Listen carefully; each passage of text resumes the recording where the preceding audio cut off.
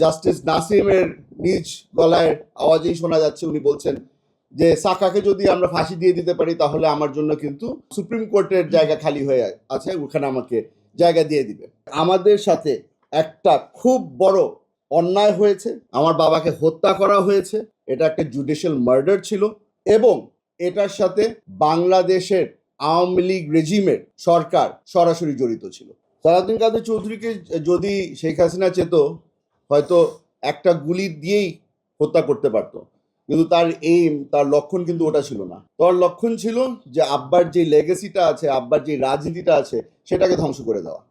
আমার বাবা যেহেতু একজন ন্যাশনালিস্ট হিসেবে পরিচিত ছিল, তার এই চিন্তাধারাকে সে ধ্বংস করতে চেয়েছিল। এই আইসিটিটাও, আমরা যে আইসিটির কথা বলছি,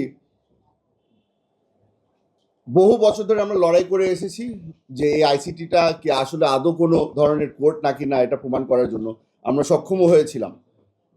এই বিচারপতিরা যারা আছেন অথবা আমাদের আগের যে আইনমন্ত্রীরা ছিল, তাদেরকে যখনই আপনারা প্রশ্ন করতেন যে এই আইসিটিটা কি ইন্টারন্যাশনাল নাকি ডোমেস্টিক, তারা কিন্তু গোল পোস্ট নিয়ে দৌড়াদৌড়ি করতো। তাদেরকে যখন কোনো সময় জিজ্ঞেস করা হতো যে এটা বাংলাদেশের আইন কেন মেনে এই আইসিটি কাজ করছে না, তখন তারা বলতো যে না, এই আইসিটি একটা ইন্টারন্যাশনাল ক্রাইমস ট্রাইব্যুনাল, এটা ইন্টারন্যাশনাল মানের হচ্ছে। বিদেশিরা যখন তাকে জিজ্ঞেস করা হতো যে ইন্টারন্যাশনাল নর্মস কেন এই আইসিটি ফলো করছে না, তখন বলতো যে না, এটা তো আমাদের ডোমেস্টিক ট্রাইব্যুনাল। ওরা কোনো সময় কিন্তু আমাদেরকে খোলামেলা বলতে পারেনি যে এই আইসিটি ট্রাইব্যুনালের কোন জুরিসডিকশনে কাজ করছে। আপনারা জানেন আমার বাবাকে 20টা চার্জ দেওয়া হয়েছিল তার বিরুদ্ধে। এই 20টা চার্জকে তারা প্রমাণ করার জন্য অথবা আমাদেরকে ডিফেন্ড করার জন্য খালি 4 জন সাক্ষী এলাও করেছিল। এখন আমরা তাও লড়াই করে গিয়েছি। আপনারা এখানে যারা আছে তারা হয়তো মনে আছে আপনাদের, আমাদেরই একজন তৎকালীন একজন জজ, সে নিজে সাক্ষ্য দিতে আসতে চেয়েছিলেন। সে বলেছিলেন যে সালাউদ্দিন কাদের চৌধুরী তখন পাঞ্জাব ইউনিভার্সিটিতে তার সাথেই ছিলেন, সে নিজে আসতে পারেননি। তবে উনি তখনের জাস্টিস সিনহার কাছে সে পারমিশন চেয়েছিল যে যেহেতু আমি একজন সিটিং জাজ, আমি আপনার পারমিশন ছাড়া আমি এভিডেন্স দিতে যেতে পারি না, আপনি কি অনুমতি দিবেন কিনা। জাস্টিস সিনহা অনুমতি দেননি।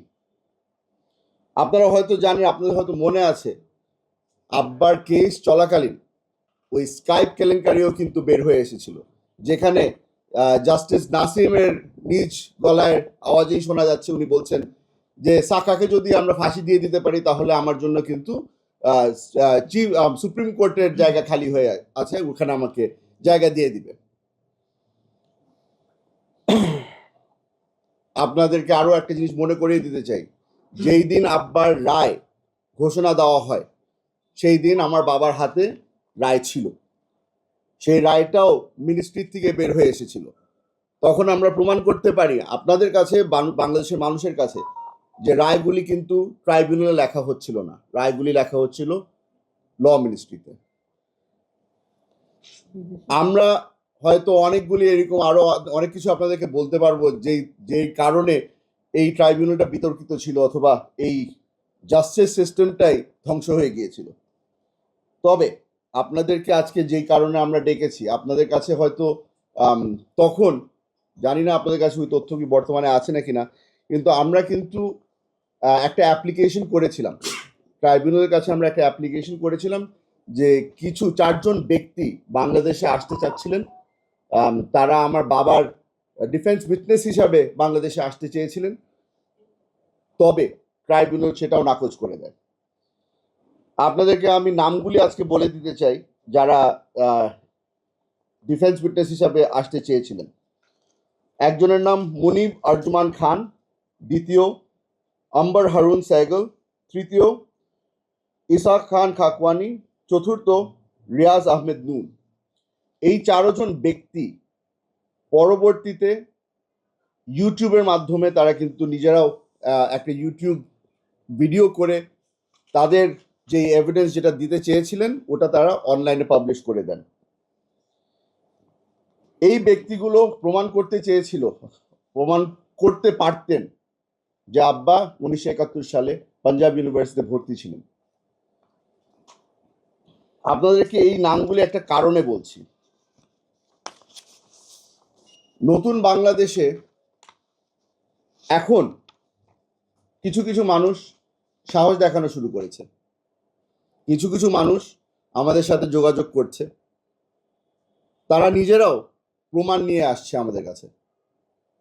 এগুলোর মধ্যে একটি বড় জিনিস আমাদের হাতে পৌঁছেছে, সেটা হচ্ছে গিয়ে আপনারা হয়তো যারা ফরেন মিনিস্ট্রি বিট কভার করেন, আপনারা হয়তো জানেন যে বাংলাদেশ ফরেন মিনিস্ট্রি তাদের বিদেশি দূত যেগুলি আছে সেখানে যখন মেসেজ পাঠানো হয় সেগুলাকে সাইফার বলা হয়। এই সাইফারগুলাকে বেশিরভাগ সময় কোডেড সিক্রেট থাকে।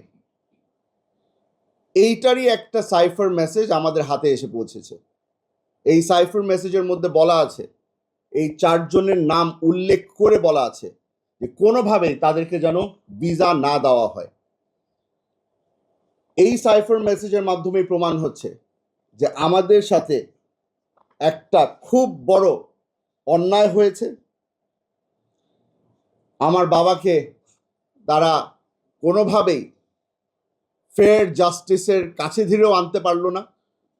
আমার বাবাকে হত্যা করা হয়েছে, এটা একটা জুডিশিয়াল মার্ডার ছিল, এবং এটার সাথে বাংলাদেশের আওয়ামী লীগ রেজিমের সরকার সরাসরি জড়িত ছিল। আমরা আপনাদেরকে বলে দিতে পারি যে এটা হয়তো বা বাংলাদেশের জন্য একটা খুব কালো দিন হয়ে দাঁড়াবে। আপনারা বুঝতে পারছেন যে সাক্ষীদেরকে বাংলাদেশে না আসতে দেওয়া, একটা মানুষকে তারপরে ডিফেন্স ঠিক মতো না দিতে দেওয়া কত বড় একটা অনিয়ম হয়েছিল। আমরা আজকে আপনাদেরকে এখানে এনেছি কারণ আমরা আহ্বান করতে চাই, আমরা জানিয়ে দিতে চাই আপনাদেরকে যে আমরা বর্তমান ফরেন মিনিস্ট্রিকে একটা লিগ্যাল নোটিশ পাঠাচ্ছি। আমরা তাদের কাছে অনুরোধ করছি, তাদের কাছে আমরা ডিমান্ড করছি যে এই সাইফার মেসেজগুলোকে ডিক্লাসিফাই করে দেওয়া হোক। এই সাইফার মেসেজ আমার বাবার ট্রায়ালের সাথে যতগুলি সাইফার মেসেজ জড়িত আছে প্রতিটাকে যেন ডিক্লাসিফাই করে দেওয়া হয় এবং সেগুলো যেন আমাদের কাছে হস্তান্তর করা হয়। আমরা আশা করি আপনারা যারা এখানে আছেন, যারা ন্যায় বিচারের জন্য লড়াই করতে রাজি আছেন, আপনারা আমাদের সহযোগিতা করবেন।